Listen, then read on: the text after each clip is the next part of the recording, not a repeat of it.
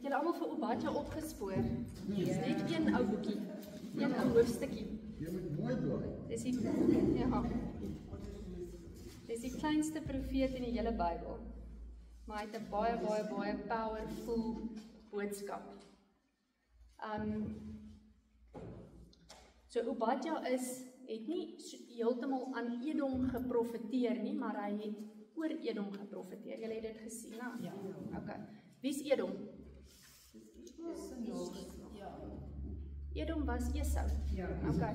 Edom was Esau en ek neem dit aan die hele tyd wat ek voorberei, maar julle saam in die glo nie, dit staan actually in Genesis 36 staan daar. En Edom is Esau. Okay, so Edom is Esau. Wie was Esau?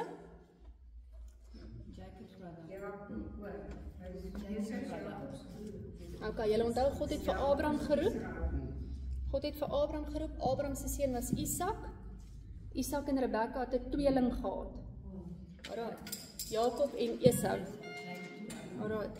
En Jakob se naam is toe verander na Israel. Toe gaan nou vir julle daai goedjies lees en die res van die storie ken julle daarso. Alright. So, kom ons kyk wat kan ons nog sê van Obadja. Wat beteken die naam Obadja? Diensknegt van die Here, servant of the Lord. Alright. Goed, kom ons begin by die eerste vers en kyk ons waarheen vat hy ons. Okay, teen Edom sê hy, né? So teen wie praat hy? Teen Edom, soos wat ons nou net gesê het. Okay. Kan ons gou Genesis toe blaai, dan kry ons net die storie van hulle reg. Genesis 25. Dat ek julle hom net so vinnig, ek gaan hom so vinnig vir julle lees. Ek gaan verse split. So so julle kan saam lees as julle wil saam lees, maar julle hoef ook nie as julle nie wil nie. So Genesis 25 begin dit eintlik by vers 19 staan daar, Esau en Jakob. Baie. So Jakob het saam met Rebekka of het vir Rebekka as suster geneem in vers 20, vers 21 en Isak het die Here gesmeek met die oog op sy vrou, want sy was onvrugbaar en die Here het hom gehoor, sodat sy vrou Rebekka swanger geword het. En ons onthou die storie, die kinders het mekaar gestoot binne in haar. Toe sê sy, as dit so gaan, waarvoor leef ek dan?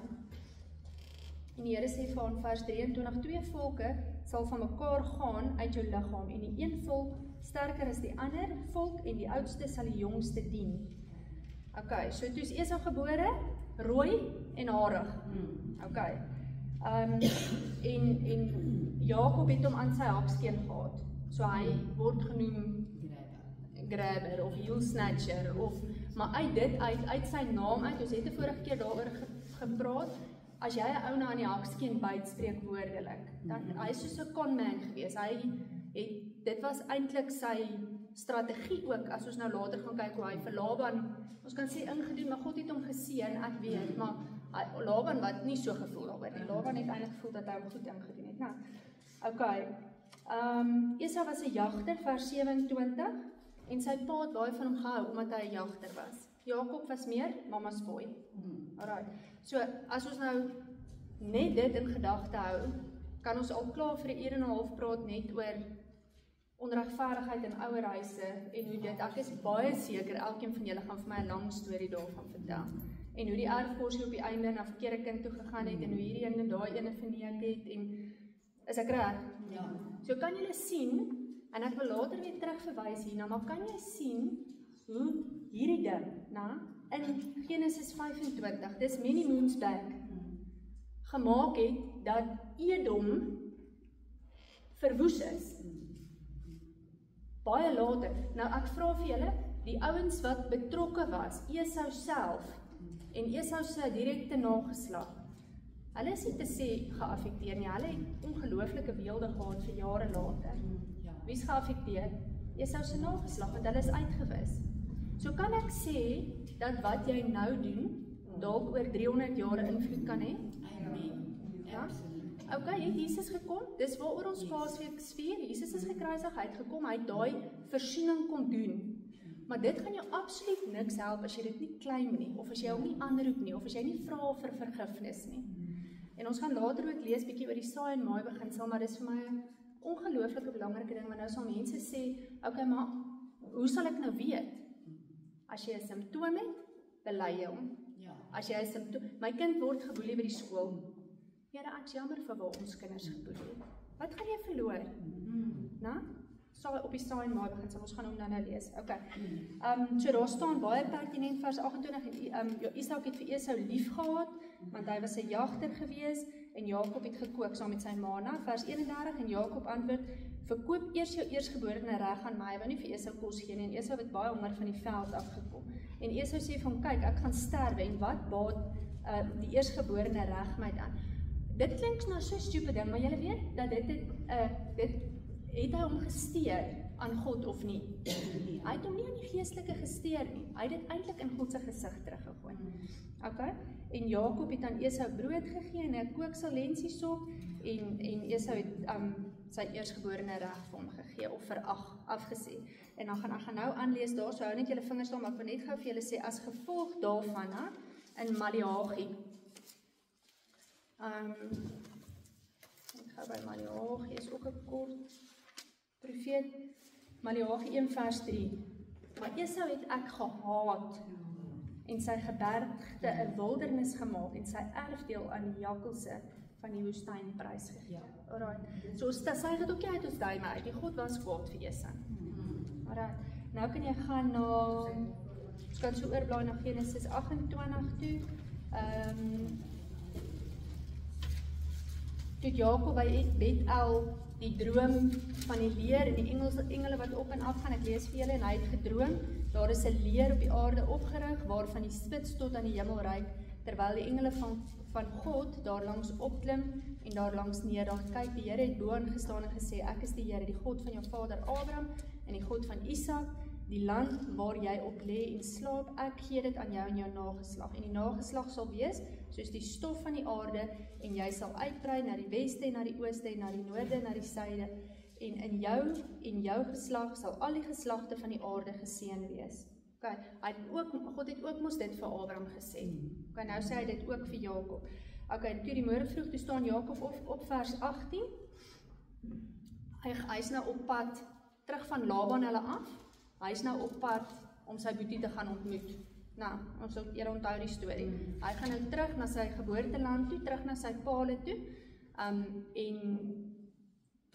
Maar hy is nogals bang vir sy boetie, want laas toe hy daar weg was, het hy hom verneek uit sy eersgebore reg uit. Onthou julle die storie wat Alright. Kyk by vers 20, en Jakob het 'n belofte gedoen en gesê, as God met my sal wees. Okay, dit is nie heeltemal die stuk wat ek vir julle wil lees nie. Kom ons kyk by Genesis 31.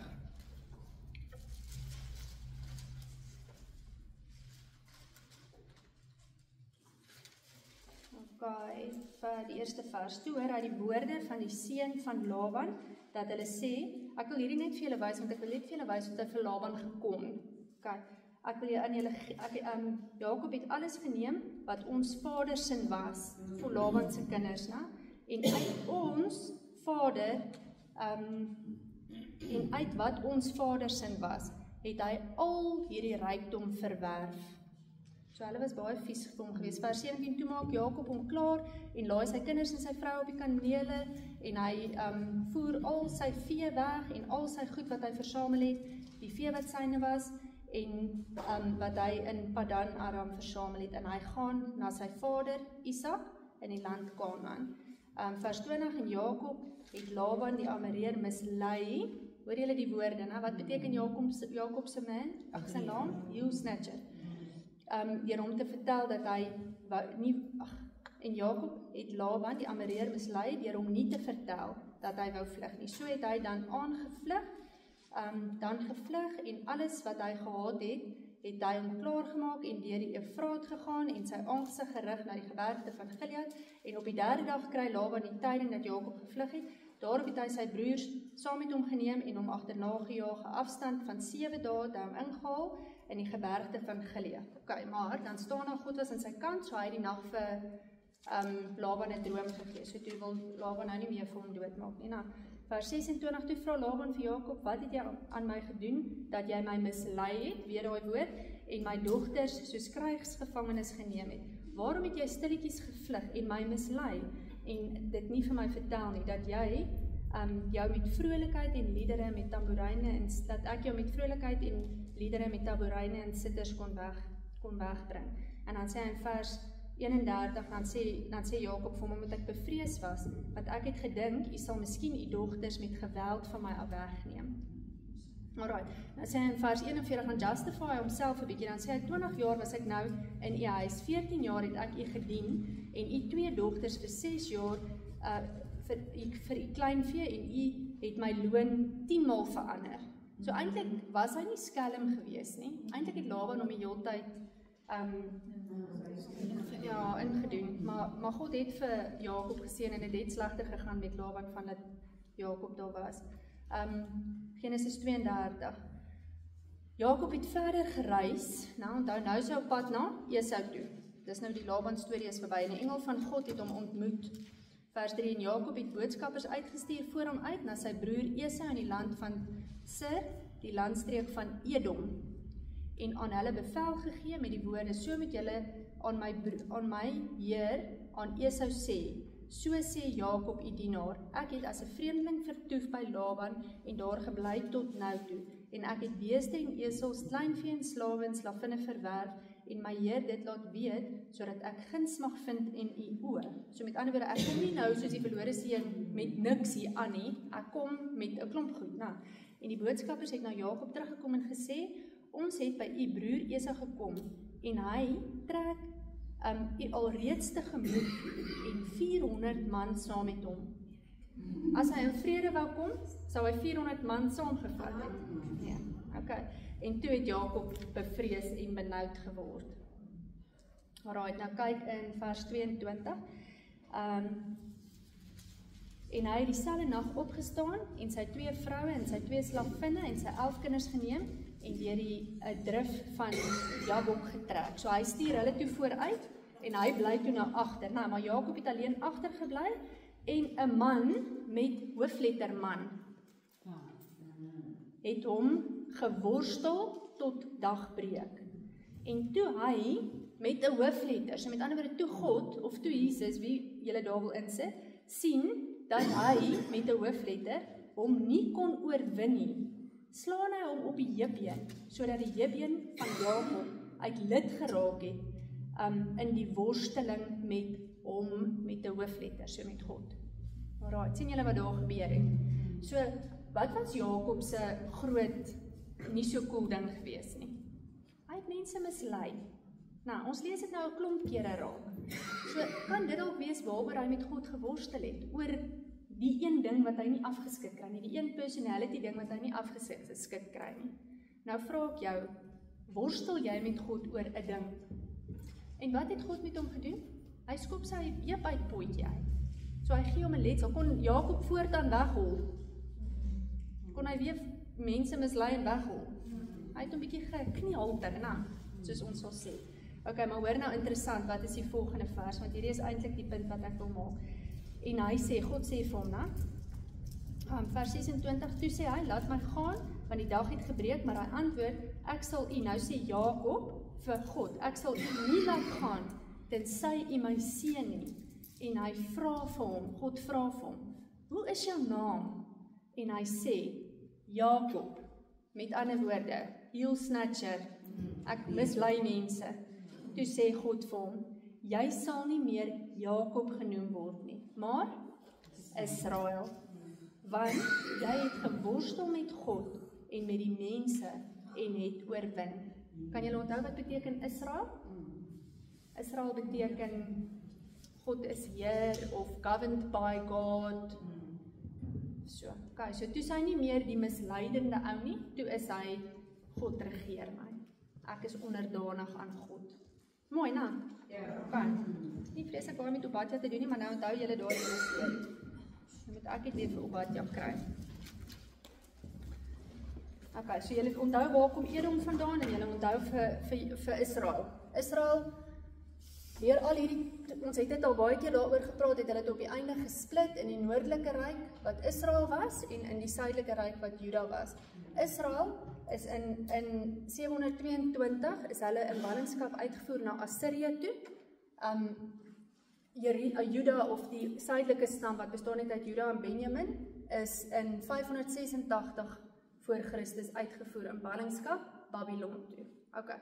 Nou waar ons nou, ek moet hierdie vir julle net baie mooi sê, want eintlik het ons nou hierdie profeet op verkeerde plek ingesit. Maar hulle reken dat daar dit is moontlik, so julle kan gaan lees, julle maak net vir julleself 'n nota, ek gaan nie nou daarom gaan nie, maar gaan lees in 2 Kronieke 21, dan gaan dit, dis in die tyd wat koning Joram Juda regeer het, het God 'n gees in die Filistyne en Arabiere wat langs aan die Kusiete was opgewek om Juda aan te val, so dit kon daai aanval ook gewees het wat hulle van praat. En daai hele storie kan julle gaan lees in 2 Konings 24 en 25, vertel ook heeltemal dit. Die Kronieke? 2 Kronieke 21 vers 16 en 17. Okay, en dan, maar veral die hele storie van wat daar gebeur het. Konings 24 en 5 tot 25. Okay, so dit kon toe gewees het met daai aanval van Juda, of dit kon gewees het toe Juda uitgevoer is in ballingskap Babylonië toe, wat dan dit omtrent die laaste, amper die laaste profeet sou gemaak het. Okay, amper. Ja, so ons moet net daai ding regsny, ons mag verkeerd wees. Ek weet nie, ek dink nie al hierdie goed is so heeltemal presies op die lyn gesny nie, maar nou, as jy nou mooi daaroor dink, wat maak dit saak? Kom ons kyk die boodskap wat Obadja het, want hy het 'n baie... Ekskuus tog, hierdie Bybel sê ook possibly during the reign of Joram of Juda, 853 tot 841 die voorkruis. So dis waar ons hom nou ook ingesit het in ons studie, né? Maar dit kan ook gewees het met die Babyloniese ballingskap. Maar feit van die saak is God was baie kwaad vir Edom gewees, omdat hulle, kan julle onthou wat het Edom gedoen aan Israel? Toe hulle deur die woestyn trek op pad Kanaan toe wil hulle baie graag deur Edom gaan. Toe vra hy Moses vir die koning daar, kan hulle asseblief deurkom? Hulle sal op die hoofpaaie bly en toe sê hy nee. Nou, ek gaan dit vir julle lees. Dit staan in Nehemia waar Tannie? Sê gou waar staan dit? Het julle dit? Hoekom sien ek dit nie nou so vinnig hier by my nie? Dit staan in Nehemia, ek is baie seker of hier is so, nie Nehemia, nie Numeri 20 vers 14 tot 21. Ek gaan dit gou vir julle lees, want dit is oulik. 20 tot? Numeri 20 vers 14. Okay. Daarna het Moses uit Kades boodskappers na die koning van Edom gestuur. So sê jou broer Israel. Na? Jy weet self al die moeilikheid wat ons oorgekom het. Ons vaders het na Egipte afgetrek en ons het baie dae in Egipte gewoon en die Egiptenaars het ons en ons vaders sleg behandel. So hy pleit, né? Toe het ons die Here aangeroep en hy het ons stem gehoor. Hy het 'n engel gestuur, engel met 'n hoofletter, en ons het uit Egipte uitgelei. Hier is ons nou in Kades, 'n stad op die grens van jou grondgebied. Laat ons tog deur jou land trek. Ons sal nie deur die lande of wingerde trek nie en die water uit die putte nie drink nie. Ons sal op die konings weghou met die hoofpaaie en ons sal nie regs of links afdraai nie totdat ons deur jou grondgebied getrek het. Maar Edom antwoord hom, jy sal nie deur my land trek nie, anders sal ek jou met 'n swaard tegemoet kom.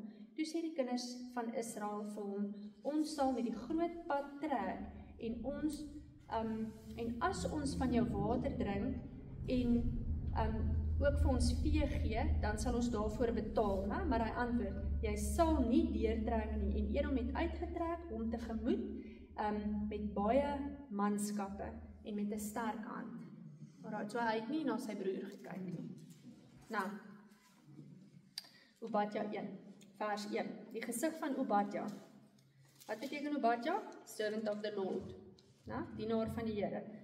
Die gesig van Obadja, so sê die Here aangaande Edom. Ons het 'n tyding van die Here gehoor en 'n boodskapper is uitgestuur onder die nasies om te sê, staan op en laat ons klaarmaak en teen hom veg. Wie gaan veg? Juda. Nee, die nasies. Hy gaan nou die nasies teen Edom opstel om Edom te gaan verwoes, dis wat God daar sê. Kyk, ek het jou klein gemaak onder die nasies. Jy is baie verag. En hoekom sê hy dit? Want Edom was huge, hulle was magtig, hulle was groot, hulle was ongelooflik beskik geweest. Kan julle onthou wat was hulle hoofstad? Hulle hoofstad was Petra, ek het vir julle foto's gestuur vanoggend. Petra was hulle hoofstad geweest. So Petra was, jy begin die pad het so breed begin, dan stap jy in lank en sulke hengse groot hoë kraanse langs, jy kan nie van bo af aanval nie. Dit maak amper so half toe as ek op die foto's kyk van bo. Stap jy so lank aan en dan waar jy net so by die stadspoort inkom, dan kan daar omtrent 'n man met 'n perd instap. Dis hoe groot dit is. Jy kan nog steeds Petra toe gaan. Jy kan nog steeds Petra toe gaan. Ek sien die toeriste. Ja, was daar. Amazing. Ja, my ma was daar. Ja. So dis wat hulle gedoen het en dit was ook opgewees, nou, so dit was in die hoogtes. Hulle het hulle self baie hoog geag. Hulle sê 24 man kon daai hele stad beskerm. Niemand kon daar inkom nie. So hulle moes een kom. Hulle kon nie die ouens doodmaak, een. Jy kon nie op 'n ander manier in die stad kom nie. Nou? Nie drugs gehad nie. Nee, hulle het nie drugs gehad. Met die drugs het hulle moeilikheid gehad. Okay. Hier is die klimaks van die hele hoofstuk. Die vermetelheid van jou hart het jou bedrieg. Wat is vermetelheid? Die hoogmoed, die trotsheid van jou hart het jou bedrieg. O jy wat woon in die rotsklowe, op hoë plekke bly en in jou hart sê, wie sal my op die aarde neerwerp? Sê sommer waar is hy in die hoë berge? Ja. Wie sal my hier uithaal? Ja. Nou, hoor wat sê hy? Al woon jy so hoog soos 'n arend en al was jou nes tussen die sterre gestel, daarvandaan sal ek jou neerwerp, spreek die Here. Ek wil hê julle moet 'n nota maak. Ek gaan vir julle 4 tekens van hoogmoed wys. En dan kan jy aan die einde van hierdie lering vir my sê of het jy hoogmoed of het jy nie hoogmoed nie. Okay. So die eerste ding is om jouself bo als en almal te ag. Jy is net doeteenvoudig beter as die ou wat langs jou sit. En uiteindelik, ultimately eintlik beter as God. Jy weet beter. Vers 5. As daar diewe, as daar nagrowers na jou kom, hoe is jy vernietig? Sou hulle nie net soveel gesteel het as wat hulle vir hulle genoeg was nie? As daar druiwesnyers na jou gekom het, sou hulle nie die naoes laat oorbly het nie? Hoe is Esau deursoek, is sy verborgde skatte deursniffel? So, jy dink jy sal kei op aarde. Jy dink niks kan aan jou goed vat nie. Okay, so dis okay, ek bly in die dorp en hier's nou baie inbrake in die dorp, wat doen ek? Ek maak my heining so. Ek vra nie God se hulp nie. Ek is nie bang nie, want ek het nou elektriese heining opgesit. Ek het nou my mure hoër gemaak. I've got this. Ek sal dit self uitsorteer. Ek gaan nie vir God vra nie. Vers 7. Al jou bondgenote het jou tot 'n grens gestuur. Die manne met wie jy vriendskappe behou het jou bedrieg, jou oorweldig. Hulle lê 'n stryk onder jou as jou brood. Daar is geen verstand in hom nie. So met ander woorde, hulle het verbonde met ander lande gehad, wat hulle baie steadiness gegee het. So as ons moet gaan aanval, gaan hierdie ouens kom help en daai ouens kom help en hierdie ouens kom help. En hulle het nie vir God geroep nie. So hulle het staat gemaak op mense om hulle te back and boost en nie op God nie. Is dit mooi? Dit is vir my baie mooi. Vers 8. Ek sal nie in die dag sê, spreek die Here. Sal ek nie in die dag sê, spreek die Here, die wyse manne uit Edom is verdelg nie en kan ek hom net weer lees. Sal ek nie in die dag, spreek die Here, die wyse manne uit Edom verdelg nie en die verstand uit die gebergte van Esau en jou helde sal verskrik wees te man, sodat elkeen deur moord uit die gebergte van Esau uitgeroei sal word. So Edom het bekend gestaan, Jeremia sê, ek wil hom vir julle net lees, dat die mense reg oor die wêreld gereis het om na die wyse manne van Edom te kom luister. Edom was bekend vir hulle wysheid. Okay. So wat sê God? Julle wysheid gaan julle niks help nie. Ja. Nou, julle dink julle is slim, dit gaan julle niks help nie. Alright. Ekskuus, maar ek gaan daai Engels lees, dit is so goed ek moet dit deel. Hy sê, in that days, one wise man will be left, not no wise man in Edom, says the Lord. I will fill the wise men of Edom with stupidity. Okay, dan in vers 10, dan noem hy simptome van hoogmoed. Okay, so julle moet nou 'n nuwe nota maak, kleintjie. Simptome van hoogmoed. Nou gaan ek weer vir jou 'n paar noem. Weens die geweld teen jou broer, wat jy teen jou broer Jakob gepleeg het, sal skande jou bedek, en jy sal uitgeroei word vir ewig. Okay, so geweld, maak jy mense om jou seer, emosionele geweld, steel jy by mense, vat jy graag, beskadig jy mense se goed, hoogmoed, né? Want ons praat oor die simptome van hoogmoed, geweld, né? En dis wat Edom gedoen het, hulle het nie na Israel gekyk nie. Vers 11, die dag, toe jy daarby gestaan het, die dag toe vreemdes sy rykdom weggevoer en uitlanders deur sy poorte gedring en die lot oor Jerusalem gewerp het, toe was jy ook een van hulle. Wat het hulle gedoen? Hy het ook aangeval, né? Hy het gehelp. So, as jy nou 'n broeder in nood het, sê nou maar hy het 'n finansiële krisis, en die balje staan voor sy deur, maar jy weet, eintlik skuld hy jou ook geld. Wat gaan jy maak? Gaan jy help om verder te verdelg? Of gaan jy opstaan en dalk saam met hom gaan bid? Dalk om help om te herstel?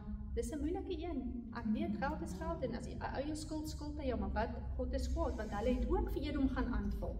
Toe die vreemdes die land invaar, dalk in hierdie tyd, in die ballingskap, toe Edom gaan help.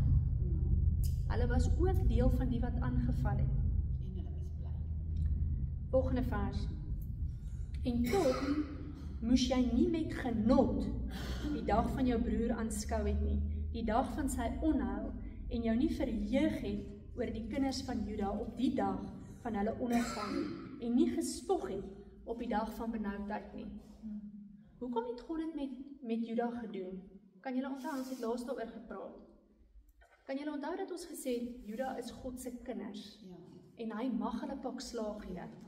Maar as jy nou op die etenstafel sit en jy berus vir jou een kind en die ander een lag, gaan hy ook mos pak slaag kry. Na? Nou dis wat hier gebeur. Hulle het gelag, hulle het genot, hulle het lekker gekraak. Die volgende een.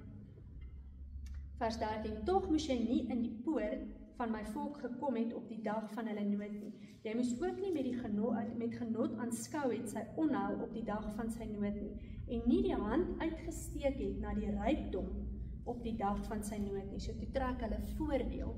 Hulle het letterlik van die byt gaan vat, na volgende vers. En jy moes nie gestaan het op die kruispad om sy vlugtelinge uit te roei nie, en nie sy vrygeraaktes uitgelewer het op die dag van benoudheid nie. So as ene nog vrygekom het, dan het hulle ook ge-expose, nie hulle kruip daar weg. Of as hulle verbygekom het op die vlug, het hulle sommer ook dood gemaak. So hulle het geen genade gehad nie. Wat is nog 'n simptoom van hoogmoed? Jy het geen genade nie. Jy kry genot uit 'n ander ou se swaar kry uit. Jy steek net nog 'n bietjie 'n spies in, maak dit 'n klein bietjie erger vir hom. Okay. Vers 15. Dan sê God, van die dag van die Here, the day of the Lord. Na? Onthou julle wanneer is die day of the Lord? Die dag van die Here is naby oor al die nasies. Soos jy gedoen het, sal aan jou gedoen word. Jou daad sal op jou hoof neerkom. Ou Testamentiese saai en maai beginsel. Nuwe Testament staan nou op 'n paar plekke, maar een wat ek vir julle net vinnig kan gee, Matteus 7 vers 12. Wat jy saai, sal jy maai. En dis hoekom ek vir julle sê, ons weet nie wat in ons voorgeslagte alles gebeur het nie. Maar ek sê vir julle, dis 'n baie waardevolle resep om net 'n paar basiese geestelike reëls na te volg. My kind word geboelie by die skool. Okay, wat jy saai sal jy maai. Here, ek is jammer vir waar ek of my voorgeslag mense geboelie het by die skool. Ander geboelie, dalk mense geboelie het in die werksplek. Okay, die oordeel waarmee jy oordeel, sal jy geoordeel word. Here, ek is jammer, ek het altyd neergekyk op die kinders wat te slap is om vir hulle self op te staan. Wat kan jy verloor? Absoluut niks. En dis streng geestelike beginsels. Kan ek gou hierby inkom? Hierdie is vir my baie erg gesien in die lig van ons regeringshouding teenoor Israel. Want hier staan, the Lord's vengeance will soon fall upon all Gentile nations. As you have done to Israel, so will it be done to you. Your acts will boomerang upon your heads. Elke keer as hierdie president van ons teen Israel praat, sê ek, Here, vergewe ons stem nie met ons saam nie. Dit is die waarheid. So ek probeer aan mekaar sê, as ek dit hoor, dan probeer ek die curse van ons afhou. En sê so John Henry se boek, we are not all like that. Ons is nie almal so. Dit is wat aan die mens kan net petisie by die Here. 'n Mens kan net jou knie buig en petisie by die Here.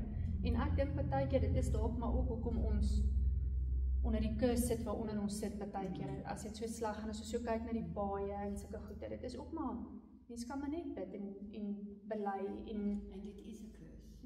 Ja, dit is 'n curse. Dit is 'n curse. Okay, vers 16.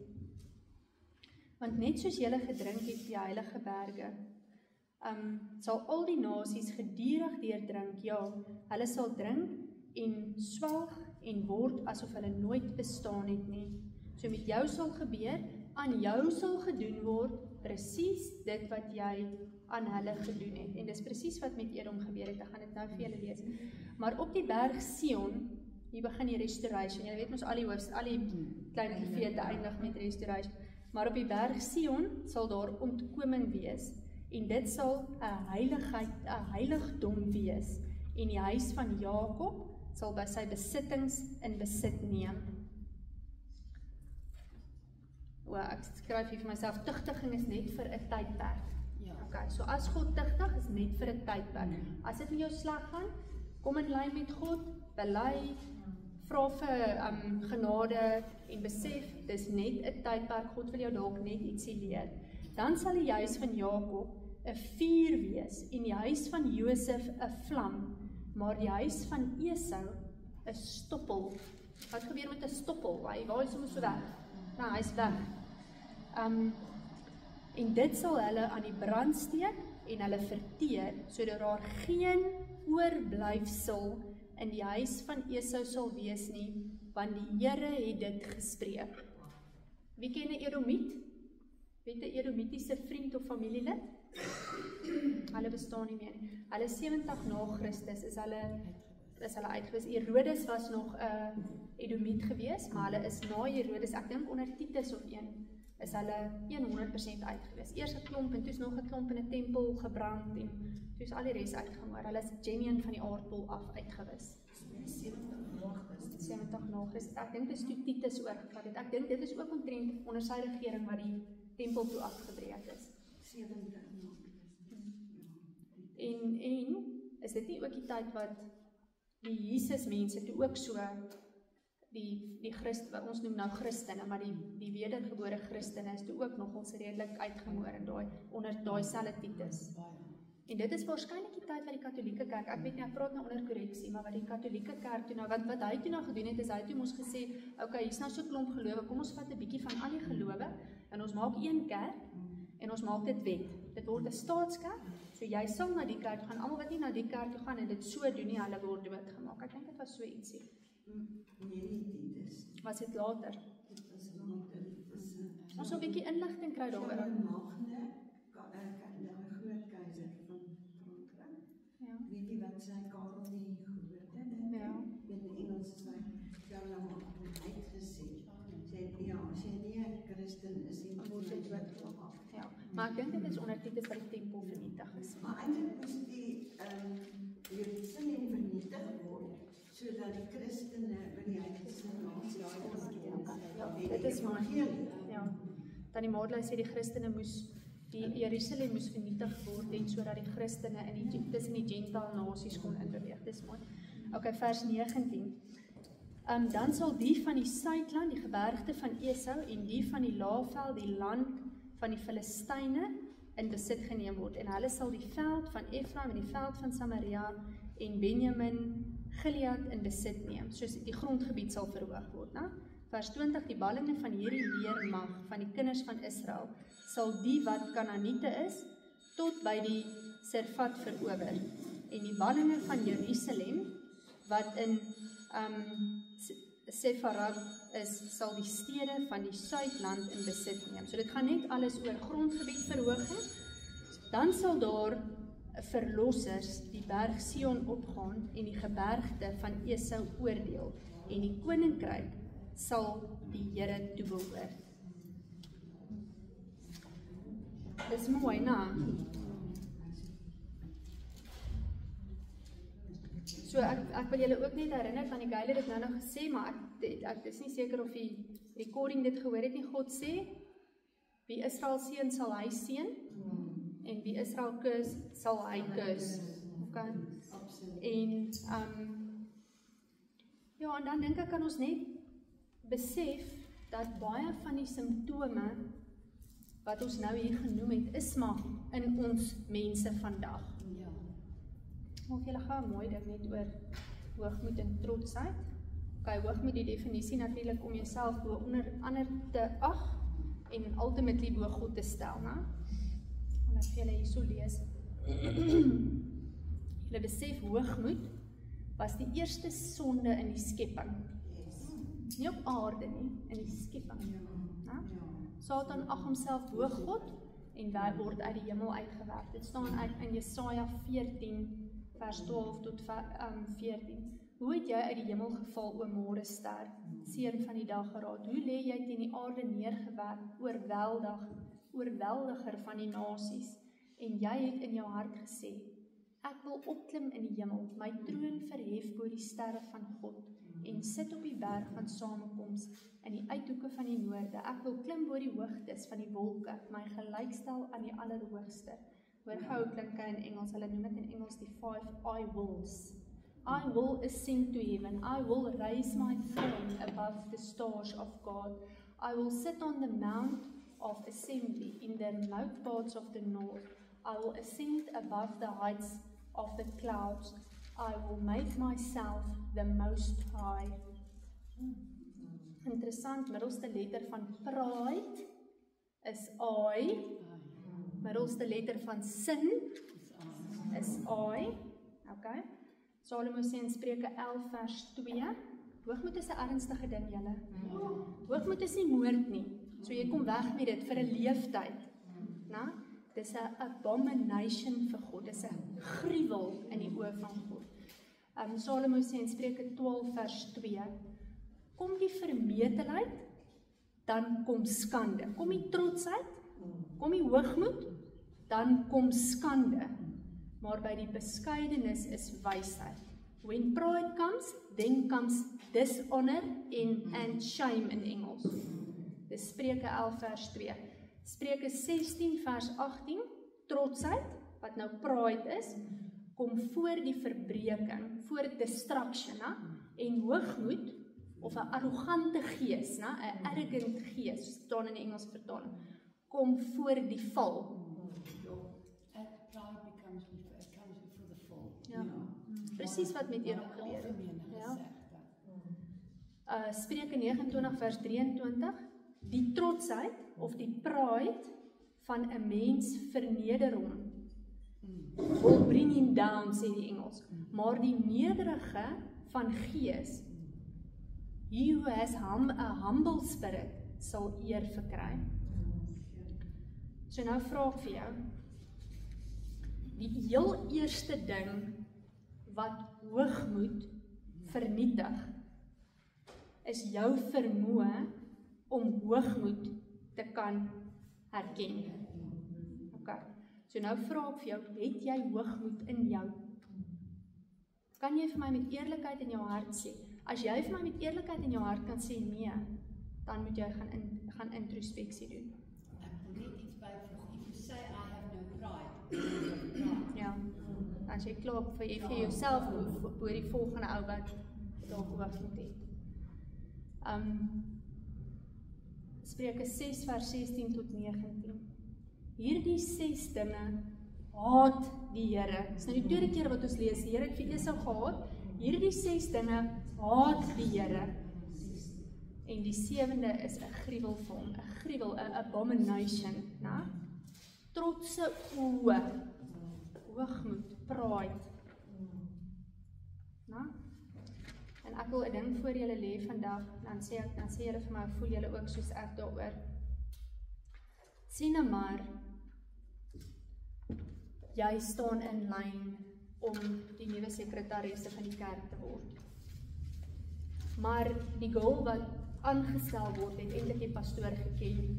Dis nie regverdig nie, jy is beter, jy het dit al gedoen, jy het 'n beter CV, jy het ondervinding, en dis vir jy voel dis vir jou onregverdig. Ek kan vir julle baie voorbeelde noem. Sê nou maar jy's nie in die eerste netbalspan nie. Né? Sê nou maar jy word nie hoofleier nie. Sê nou maar jy kom nie op die leerlingraad nie. Die kinders gaan deur geweldige spanning met hierdie goed.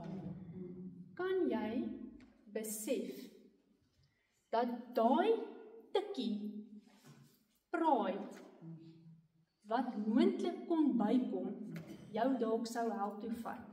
En ek sê dit met baie liefde. As daai inch extra pride in jou lewe sou gemaak het dat jy 'n gruwel in God se oë is, kan jy vandag besef dat God besluit het, ek wil jou nie nou daar hê nie. Ek het nodig om jou op 'n ander plek te gebruik. Ek het nodig om jou te mold. Daar's 'n karaktereienskap in jou wat ek hierdie kant wil vestig, want ek gaan dit in jou grootmenslewe nodig hê. So as daar onregverdigheid gedoen is aan jou in die lewe, sien asseblief vir God in dit raak. Gaan die ou wat aan die ander kant staan skotvry kom? Nee, Edom is verwoes. Edom is verwoes. Heel moontlik as gevolg van die bekleierery of die hoogmoed wat daar was tussen Jakob en Esau 500-600 jaar vroeër. Hoe lank terug was dit? Baie jare terug. Waar is ons daar? 2000 jaar voor Christus. Hier is nou 1000 jaar terug, 1000 jaar vroeër. 1000 plus jaar vroeër. Net iets om aan te dink. Belangrike ding. So nie hoogmoedig wees nie, dis 'n baie lelike eienskap en God is nie so partykeer lees jy van 'n stywe nek. 'n stywe nek. Ja. Okay, so ons vat vandag net saam. Wat leer ons in die boek van Obadja? Trotsheid. Trotsheid is nie van God nie. Ons het gekyk na die simptome van trotsheid. Ons het gekyk na die simptome, wat was die eerste ene gewees, die karaktereienskappe van trotsheid en dan wat veroorsaak trotsheid in jou lewe. Okay? Ons leer ietsie oor familietwis. Ja? Ons leer dat familietwis kan jare later nog 'n invloed hê. Jare later. En weet julle wat, né? Ek wonder is dit genetisch? Val dit onder jou genetisch wat jy moet bely of is dit heeltemal iets anders? Ek sou dit terugbely in die generasies in. Ek sou dit terugbely in die generasies in. Nie dis geneties dat Geneties. in jou liggaam. Ja. So like brown eyes, Ja. maar in jou Generatief dalk, ja. Ja, in jou gees. So as jy jou generasie vloeke bely, breek jy dan daarmee of moet jy as dit opkom sien dis iets wat jy gemis het en dan dit bely? As daar simptome is, dan hanteer jy hom. As dit 'n ding is wat jy sien wat terug in jou generasie gaan, dan hanteer jy hom ons net so klein bietjie anders. So as dit nou 'n ding is, dan kan jy dit bely op die saai en maai beginsel. Jy kan dit bely op die oordeel waarmee jy oordeel sal jy geoordeel word. As jy sien, okay, maar my pa was 'n alkoholist, my oupa was 'n alkoholist, of ons het hierdie jaloesie in ons familie, my ma was so jaloers, my ouma was so, gaan hanteer dit net so bietjie verder terug. Jy doen dit mos net so klein bietjie anderster. Jy gaan net en jy maak net die deure toe, jy bely dit wat jou voorgeslag gedoen het, dis 'n kus wat hulle oor jou gedoen het. So jy spyker die kus en jy kry, jy sê vir die Here, ek vergewe hulle vir die kus wat hulle oor ons gebring het. Ons spyker hierdie kus aan die kruis vas, daar's 'n skrif wat dit sê. Ons vra dat u dit mooi afwas met u bloed, né? Maar ek staan nou hierso. Ek vra vir u ook om hulle te vergewe, maar ek staan nou in die deur. Ek bely dit as my eie sonde. Here, vergewe my. Ek maak hierdie deur nou toe. Ons kan nie nou meer terug gaan daai kant toe nie. En dan seën jy net met die opposite. Ek bid dat u ons sal seën met wat ook al, as dit al klaar in jou, wat ook al die teenoorgestelde. As jy dit al klaar kan sien in jou familie af, dan is dit waardevol en hanteer dit. Toe ek hierdie goeders begin leer het, toe ek het 'n baie ernstige wortel van jaloesie gehad, regtig. En ek het dit gaan bely. En Janai was op daai stadium so 10, maar Soret was 12, sy was klaar oud genoeg.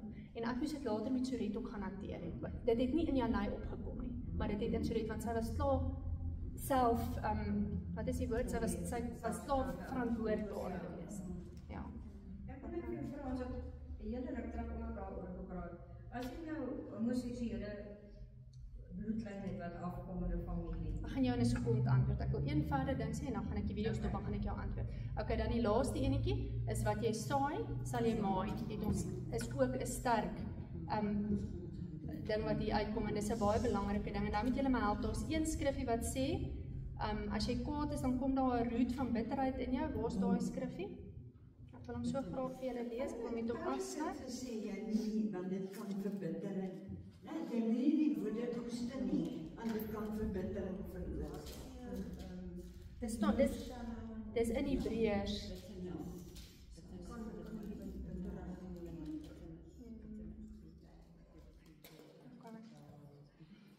Ek is nie nou seker waar staan iewers in Hebreërs. Ek is amper seker ek sal op julle soek en op die groep sit. Okay, maar dit is die boek Obadja in 'n nutshell. Wat doen ons volgende? Micha. Alright.